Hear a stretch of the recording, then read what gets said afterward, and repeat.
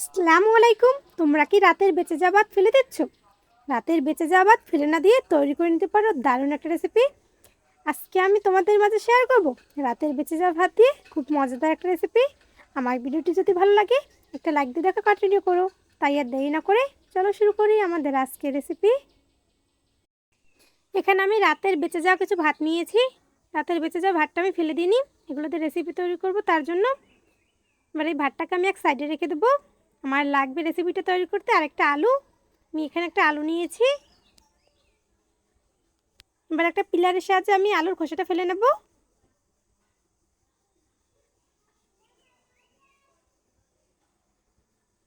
এক বাটি ভাতের জন্য একটা আলুই প্রয়োজন। আপনারা ভাত বাড়িয়ে নিলে আলুর পরিমাণও বাড়িয়ে নিতে হবে। আমি আলুটাকে ছিলে নিয়েছি। এবার একটা গ্রেটারের সাহায্যে ভালোভাবে গ্রেট করে নেব। আমি ভালোভাবে আলুটাকে গ্রেট করে নিয়েছি।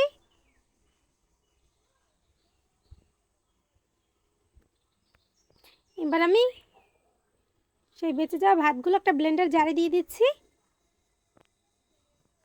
আমি ভাতগুলো দিয়ে দিলাম। এবার সেই গ্রেট করে রাখা আলুগুলো দিয়ে দেবো। আমি আলু আর ভাত দিয়ে দিলাম। এবার এখানে দিয়ে দেবো আমি 2 টেবিল চামচ পরিমাণ ময়দা। তোমরা চাইলে আটাও ব্যবহার করতে পারো। দিয়ে দেবো এখানে সামান্য পরিমাণে লবণ। এবার ঢাকনাটা দিয়ে ভালোভাবে ব্লেন্ড করে নেব। আমি ভালোভাবে ব্লেন্ড করে নিয়েছি। ঠিক এমন হবে, দেখুন দেখতে কতটা সুন্দর লাগছে। এবার এখানে আমি একটা গুঁড়ো দুধের প্যাকেট নিয়েছি। তোমরা চাইলে আটা অথবা ময়দার প্যাকেটও ব্যবহার করতে পারো, অথবা কেক ডেকোরেশন করার জন্য যে পাইপিং ব্যাগ, সেই পাইপিং ব্যাগও ভরে নিতে পারো। কিন্তু সবার হাতের কাছে পাইপিং ব্যাগটা থাকে না, তাই আমি এই গুঁড়ো দুধের প্যাকেটটা ব্যবহার করছি। এবার আমি প্যাকেটের ভিতর ভরে নেব। একটা চামচের সাহায্যে প্যাকেটের ভিতর ভরে নিচ্ছি।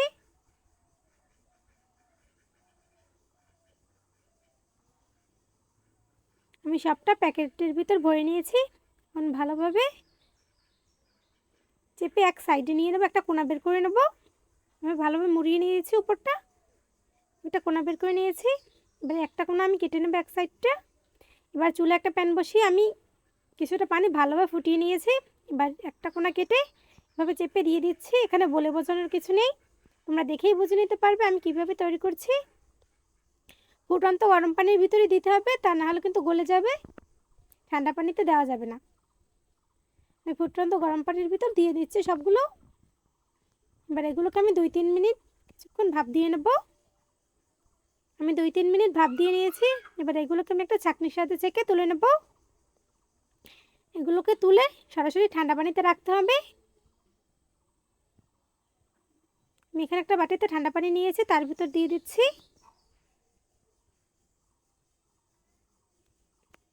আমি সবগুলো উঠিয়ে নেব। আমি 2-3 বার পানি পাল্টে ঠান্ডা পানি দিয়ে ধুয়ে নিয়েছি। এবার এগুলোকে আমি পানি থেকে একটা পাত্রে নিয়ে নেব। আমি পানি থেকে তুলে আরেকটা বাটিতে নিয়ে নিচ্ছি। দেখো দেখতে কতটা সুন্দর লাগছে। এগুলো যে ভাত দিয়ে বানানো তা বোঝাই যাচ্ছে না। এবার এগুলোকে রান্না করে নেওয়ার পালা। চুলে একটা প্যান বসিয়ে দিয়ে দেবো আমি কিছুটা তেল। এবার এখানে আমি কিছুটা চিংড়ি মাছ ব্যবহার করব, তার জন্য কিছু চিংড়ি মাছ দিয়ে দিলাম। এবার চিংড়ি মাছগুলোকে কিছুক্ষণ একটু ভেজে লাল লাল করে নেব। কিছুক্ষণ ভেজে নিয়েছি। এবার এখানে দিয়ে দেবো আমি আদা বাটা, দিয়ে দেবো আমি জিরা বাটা। এবার সামান্য একটু পানি দিয়ে দিলাম।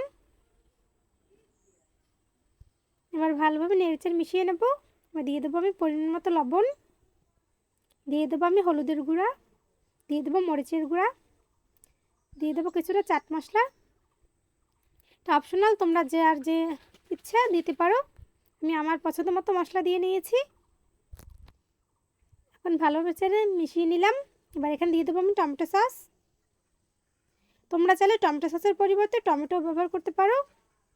ভালোভাবে মিশিয়ে নিয়েছি। এবার এখানে একটা ডিম দিয়ে দিলাম।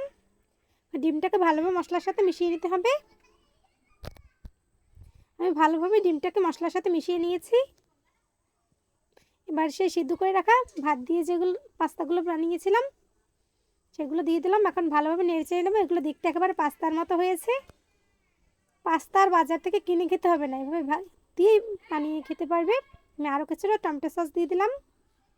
এখন ভালোভাবে নেড়েচেড়ে অল্প কিছুক্ষণ রান্না করে নেব। আমার রান্না করে নেওয়া শেষ। এবার একটা প্লেটে আমি পরিবেশন করে নিচ্ছি। আমি একটু দেখার সৌন্দর্যের জন্য উপরে টমেটো সস দিয়ে দিচ্ছি।